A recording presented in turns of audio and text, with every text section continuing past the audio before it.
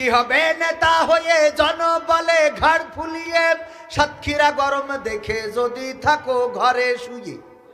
কি হবে নেতা হয়ে জনবলে ঘাড় ফুলিয়ে, সাতক্ষীরা গরম দেখে যদি থাকো ঘরে শুয়ে। এর চেয়ে সেজে গুজে ভিলেনের সঠিক পদে, এর চেয়ে সেজে গুজে ভিলেনের সঠিক পদে দিয়ে দাও অভিনয়ে জীবনটাকে, দিয়ে দাও অভিনয়ে জীবনটাকে। কি হবে বেঁচে থেকে অযথা বিদ্যা শিখে, যদি না গড়তে পারি শোষণবিহীন সমাজটাকে।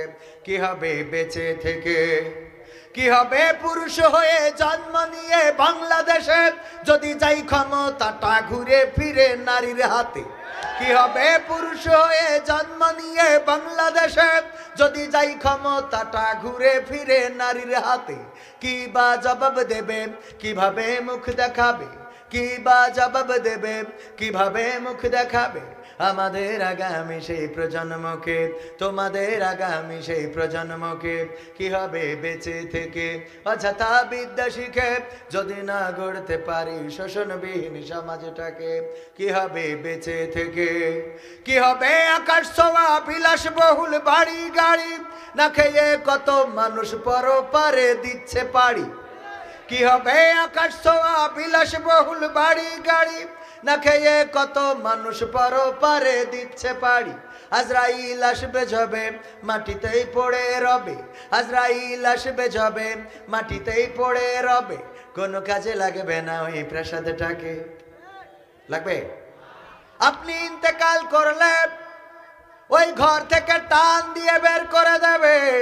কত বড় প্রাসাদ আপনি বানিয়েছেন, কত তলার মালিক, যত তলার মালিক হন না কেন, বাড়িতে যত এয়ার কন্ডিশন থাকুক না কেন, যখন মালাকুল মউত এসে জানটা নিয়ে উড়াল দেবে, বাড়ি থেকে টান দিয়ে বের করে দেবে, আপনার গায়ের দামি দামি পোশাকগুলো খুলে নেবে, এই শীতের রাতে আপনাকে উঠানে শুইয়ে দেবে, একটা বেডশিট দিয়ে ঢেকে দেবে, সবাই এসে মুখটা আলগা করে দেখে যাবে।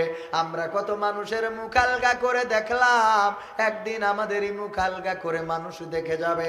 আমাদের জন্য বড়ই পাতার গরম পানি রেডি হয়ে যাবে, গোসল করানোর জন্য মানুষেরা চলে আসবে, গোসল করানো হয়ে যাবে, কাফনটা রেডি হয়ে আছে রে, কাফন নিয়ে আসবে কাফন পরানোর জন্য। আমি মাঝে মাঝে বলি, যখন মসজিদে যান তখন একটু খাটিয়ার দিকে তাকিয়ে জিজ্ঞাসা করেন, ওগো খাটিয়ারে, সর্বশেষ তো দেখেছিলাম আমার অমুককে কাঁধে করে তোর খাটিয়াই করে কবরে নিয়েছিলাম, এখন বল দেখি কার অপেক্ষায় রয়েছিস। খাটিয়া যেন ডেকে ডেকে বলে, চিন্তা করিস না, আমি এখন তোর পথ পানে চেয়ে আছি, মালাকুল মাউত যখন তোর জানটা নিয়ে উড়াল দেবে রে, আমি চলে যাব তোকে বহন করার জন্য। খাটিয়া একটা করে লাশ রেখে আসে, আর একটা লাশ নেয়ার জন্য অপেক্ষায় থেকে যায়। ও আমার ভাইরা, একটু চিন্তা করে দেখেন, এই দুনিয়ায় যত ক্ষমতায় আছে, যত টাকায় আছে, পয়সায় আছে, নারী আছে, গাড়ি আছে, বাড়ি আছে, স্ত্রী কান্না করে স্বামীকে চায়, স্বামীকে চায়, আবার যখন এই স্বামী মারা যায়, 1 মাস যাওয়ার আগে উনি লিখে মারে গোরে। কে? একজন নাকি একজন স্ত্রী তার স্বামীর কবরে যেয়ে বাতাস দিচ্ছে। কি করতেছে? স্বামীর কবরে যেয়ে বাতাস দিচ্ছে। অন্য স্বামীরা, সাতক্ষীরার অন্য স্বামীরা দেখে বলছে, দেখো কত ভালোবাসে গো রে, স্বামী মরে গেছে মনে করছে, কবরে বুঝি গরম লাগছে, এই জন্য বাতাস দিচ্ছে। মহিলাদের বলে, দেখো রে, আমরা জলি জ্যান্ত আছি, আমাদের বাতাস করো না। আব্দুল্লাহ ভাই যে এই স্ত্রীটা কি বলছে, আমার বাতাস করো না, বেঁচে থাকতে বাতাস করো না। অমুকির বউ দেখো মরি গেছে, স্বামী মরি গেছে, তাও কবরে যেয়ে বাতাস দিচ্ছে।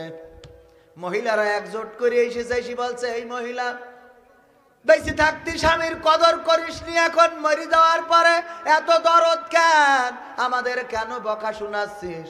বলতেছে, আরে না, দরদের জন্য বাতাস দিচ্ছি নে, হুজুরদের মুখে শুনেছি যে কবরের মাটি না শুকলি আর এক ঘরে নিকেতে বসা যায় না। কি তাই বাতাস দিয়ে মাটি শুকাছি গোরে, মাটি শুকাই না দরদ।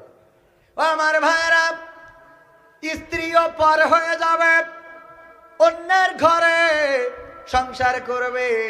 আজকে আমার সাথে সফর সঙ্গী আছেন আমার একজন ভাই, নাম বলবো না, আমার খুব কাছের ভাই, সাথে এসেছেন কয়দিন আগেও উনার শালক, উনার লাআল্লাকুম তুরহামুন।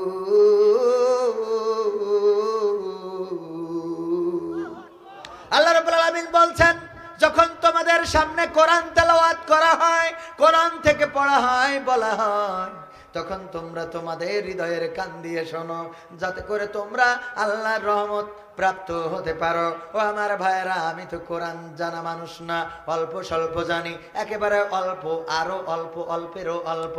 কিন্তু আমার পরে আলোচনা করবেন আরো দুইজন আমার শ্রদ্ধাভাজন বড় ভাইয়েরা আছেন, কোরআন এবং হাদিস থেকে আলোচনা করবেন।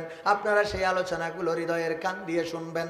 আজকে যারা এখানে এসেছেন গোরে, আগামী বছর এই মাহফিল আবার পাবেন এমন কোন নিশ্চয়তা আছে? আছে? আল্লাহ বলছেন, ইয়া আইয়ুহাল্লাযীনা আমানুত্তাকুল্লাহা হাক্কা তুকাতিহি ওয়া লা তামুতুন্না ইল্লা ওয়া আনতুম মুসলিমুন। আল্লাহ বলছেন, হে ঈমানদারেরা, তোমরা আমাকে ভয় করো যেমন ভয় করা উচিত, আর ততক্ষণ পর্যন্ত মারা যেও না যতক্ষণ পর্যন্ত না তোমরা পূর্ণ মুসলমান হতে পারো। কার কথা বলেন? কার কথা? আল্লাহর কথা।